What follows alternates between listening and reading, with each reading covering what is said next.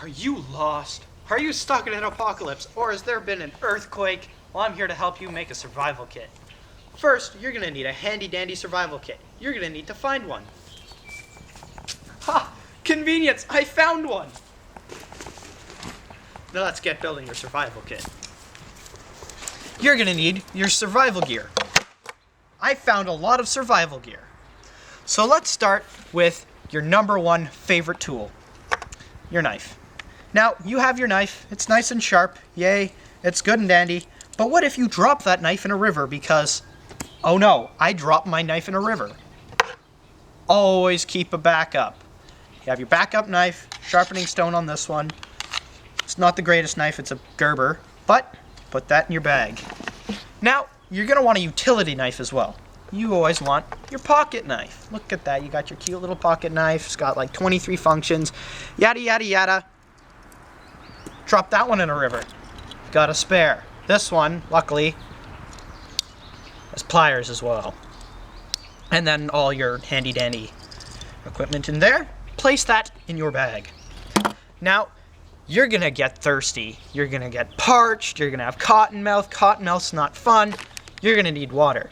Now you can go the standard Camelback, fill up on fresh water, and then just sip it from there. But they can get pretty heavy. Now, the only reason why you're going to want to use this is if you're in a area like this and you just need to find water, and water's everywhere, but it's not quite sterile. You can use this. You've got like 50 gallons of water just in one filter, and it comes with 2 extra filters. Get a life straw. They're really useful. But say if you're in the desert, you're going to want a Camelback. You're going to be praying for a Camelback. Now, you're going to want food. So at the starting, you're going to have, let's say, no experience. You don't know what to do. Get one of these. Get a larger set. This one serves 4. This one's perfect for 1 person. Now, if it says serves 4, and why do you want it for 1 person? Well, make this in the morning. You're good for the day, and then the day after that. It's 1,000 calories, tons of fiber, tons of sugars, just perfect for you. That's just to start you off, though. You're going to need sugars later on. There you go. You've got sugars. You've got instant coffee just if you need a little help up. Creamer because you need creamer for some reason. Salt, pepper, napkin. You're going to want that later on. It's going to be nice. That's like you shoot a deer and voila. If you shoot a deer, say you drop your gun in the mud. You need a gun cleaning kit. Now, you don't see a gun on this table, but if you run into one, you're going to want to clean it. And this has instructions inside of it to tell you how to clean your gun properly. You don't want to be shoving something in there, it breaking off, and then you have no more gun. You're also going to need to light a fire. So you're going to stack up on matches. These are waterproof matches. These are fuse matches. What they do is they burn hotter and faster. Definitely not your traditional match. Now, you have a box of that, and then, of course, you want your spares, you want your extras. Now, say you have normal matches, you drop them in a river, and the waterproof ones you got caught in a fire, ironically. Flint. Now, you already have knives to set these off, so you're pretty good. This one actually has a little bit here, so you just scrape it off, and then flint, big fire, real fast. Got your one, goes into the river, you still got your backup.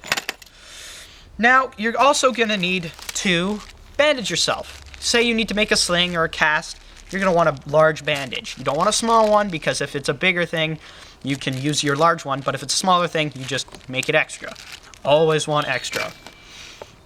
Now, if you need to store anything, say you dry some meat and you have nothing to keep it in, just get a small little sack like this. Merry Christmas to me. But it's good. It's handy. You can keep bullets in there if you say you run into a gun. Dried meats, food, trail mix, ironically. But you're also going to need rope. Rope has a million different uses. You can make a hammock, that'd be stupid. You can make a kite, also be stupid. You can hang yourself, don't do that one because you have your survival kit. But if all else fails, you have rope. Now, there are some backups to the flint and everything like that, and that's a little mini fire starting kit. This is the backup of the backup. You've got matches. You've got just oil paper so it lights fast and stays lit. It's a little warmth. Then you have your backup of the backup. This is on the worst of the worst days. Waterproof fire starters with match starters at the back. That's going to light your fires for the next week.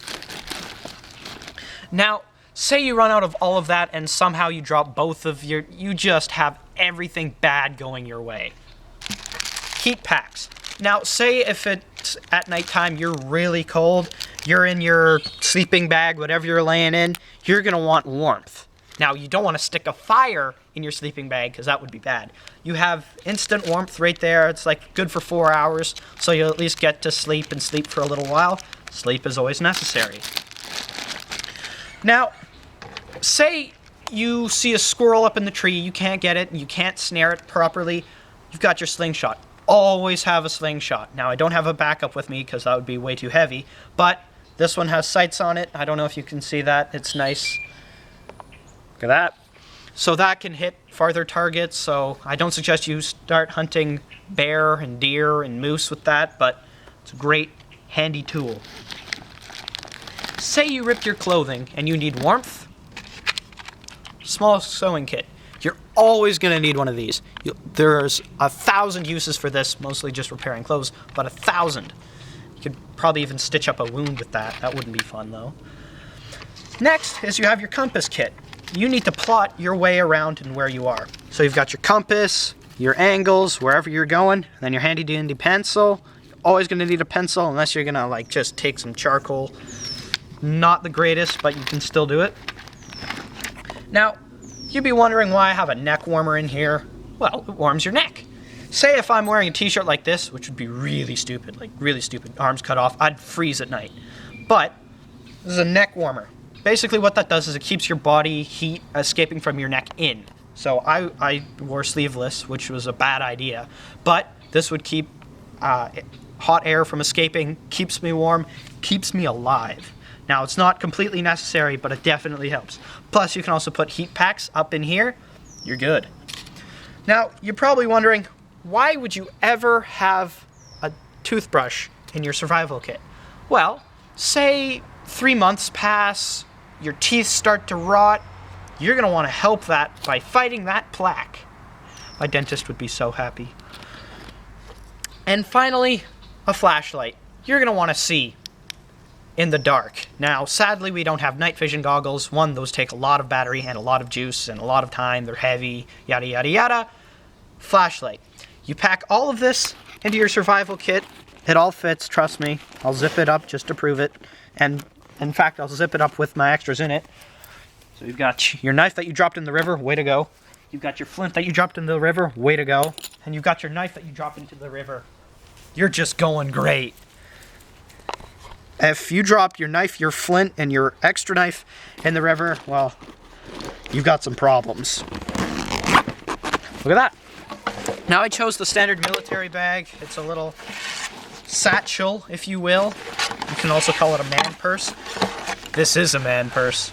So you can wear this as a backpack. I don't have this tightened to my size, but if you imagine, I can pull some cords here. I can have it on my side, on my back as a backpack, on the front, protect groined area, if you know what I mean. And yeah, there you go. You've got your survival kit.